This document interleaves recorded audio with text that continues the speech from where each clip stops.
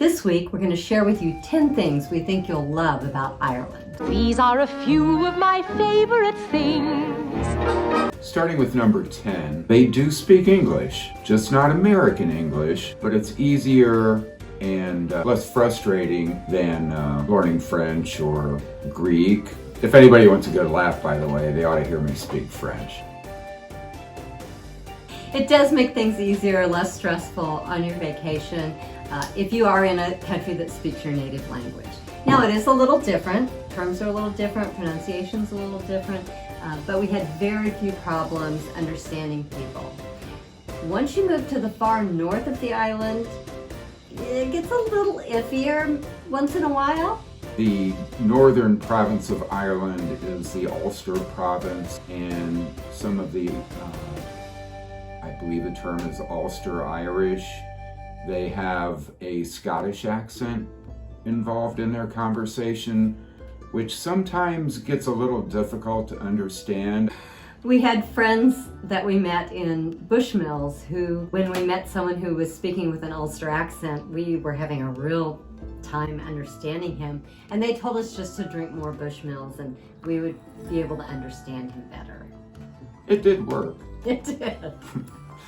Number 9, breakfast with a room here in the United States is different from breakfast with a room in Ireland.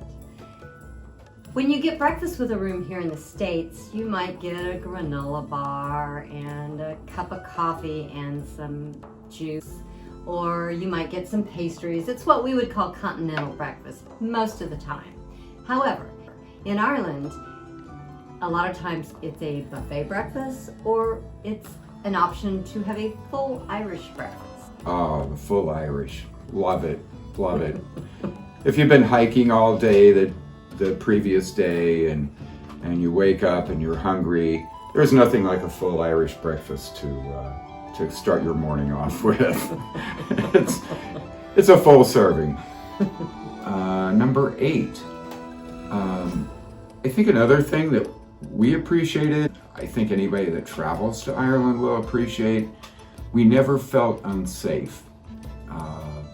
Even in Dublin, in the largest city, we walked around. But still, if you're not, if you're used to being in a big city, which I was at one time, you always have to keep your head on a swivel and kind of make sure that, you know, you're not getting into a bad area or into a bad situation. In Dublin and Galway, Derry, Londonderry, any of the bigger towns that we were in, we never felt threatened or unsafe at any time. Now, always remember, if you're a traveler, don't be stupid. Just don't put yourself into bad positions. As a character on a TV show in the US once said, don't be a dumbass, dumbass, dumbass.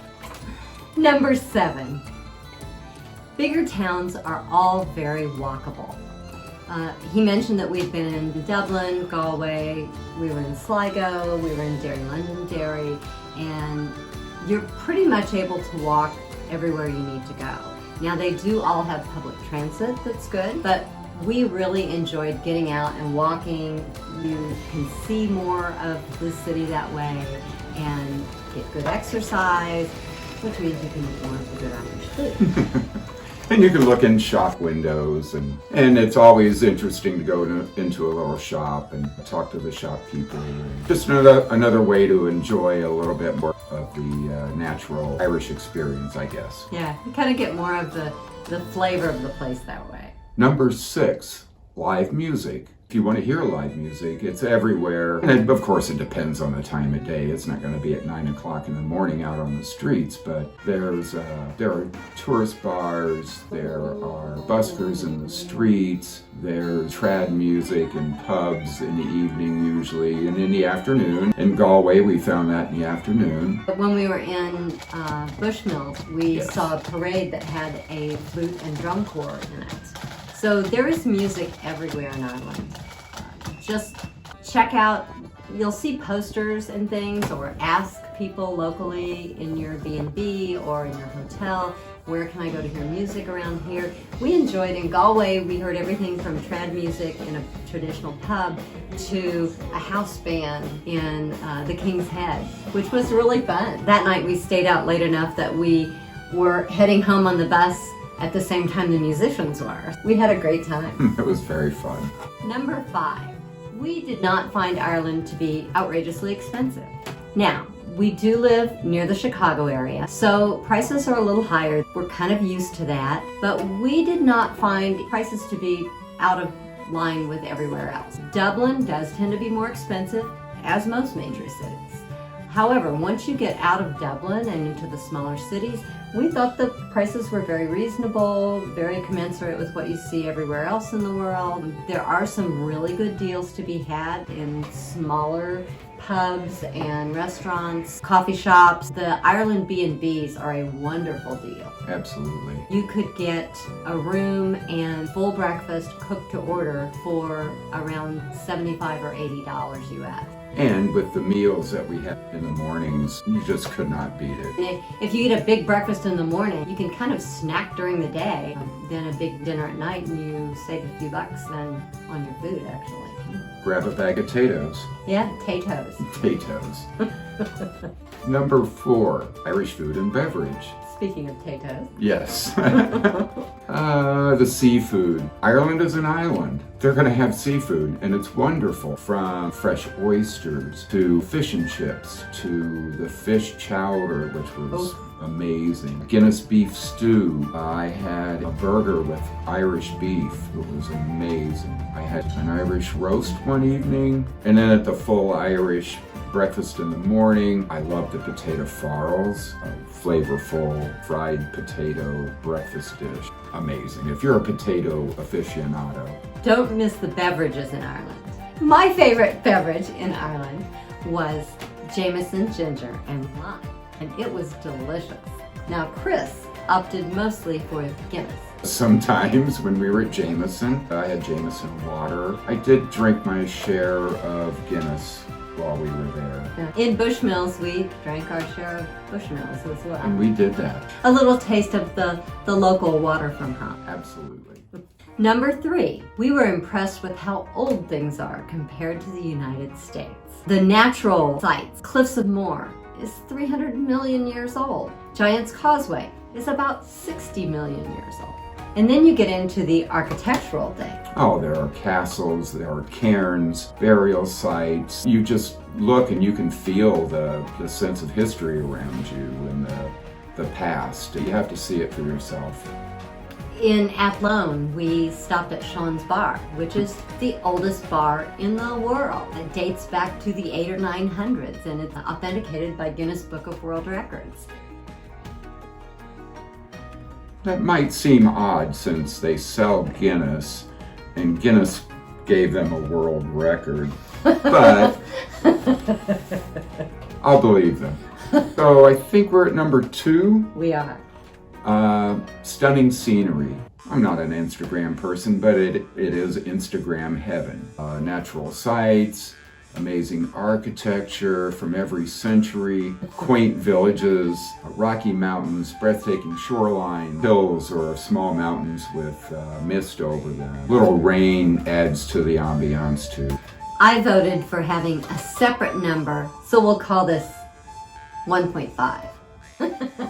And that was the phenomenal sky and clouds over Ireland. The cumulus clouds, especially along the coasts, were just amazing. Every day we would get up and look at the sky, and I have to say we did have extraordinarily great weather when We got were very there. lucky. We got very lucky with that.